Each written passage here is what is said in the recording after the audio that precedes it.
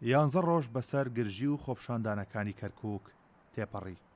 دۆخەکە بە تەواوی ئاسایی بۆتەوە کەچی هێزە سەربازەکەی سەر شەقامەکان تا ئێستا نەکشاونەتەوە. وێڕای لە 24 ساعتی ڕابردوو لا چەند گەڕەکێک ژمارەیان کەم کرایەوە. بوونی هێزە سەربازەکەی کەرکووک کاریگەری لەسەر بازاڕ و دۆخی هاوڵاتیانیش هەیە.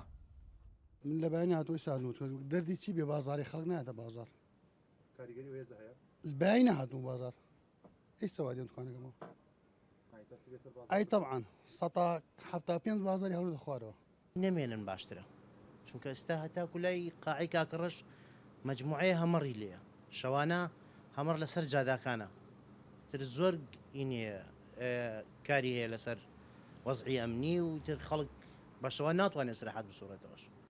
هێز و لایەنە سیاسی کوردیەکان بە تێکڕات داوای ئاساییکردنەوەی دۆخەکە و کشانەوەی هێزە سەربازیەکان دەکەن. پێیان وایە بوونی ئەو هێزە خزمەت بە خەڵکی کەرکووک ناکات.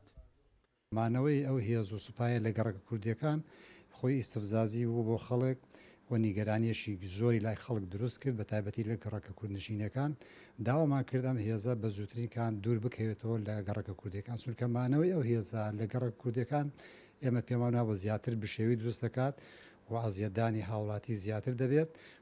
پۆلیسی کەرکووک زیاتر لە ساڵێکە ئامادەکاری کردووە بۆ وەرگرتنی دۆسیەی ئەمنی کەرکووک، بەڵام تا ئێستا دۆسیەی ئەمنی لە دەستی سوپادایە و نەدراوەتە پۆلیس.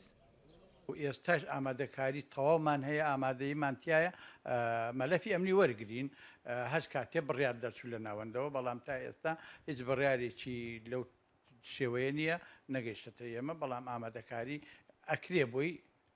بەهۆی خۆپشاندان و گرژەکانی کەرکووکەوە هێزێکی زۆری سوپای عێراق بە هەمەر و چەکی قورسەوە لە گەڕەکە کوردیەکان بڵاوەیان پێکرا. وێڕای تێپەڕینی 11 ڕۆژ تا ئێستا لەسەر شەقامەکان ماون و نەکشاونەتەوە. کارۆن محەممەد کورد ساد نیوز کەرکووک.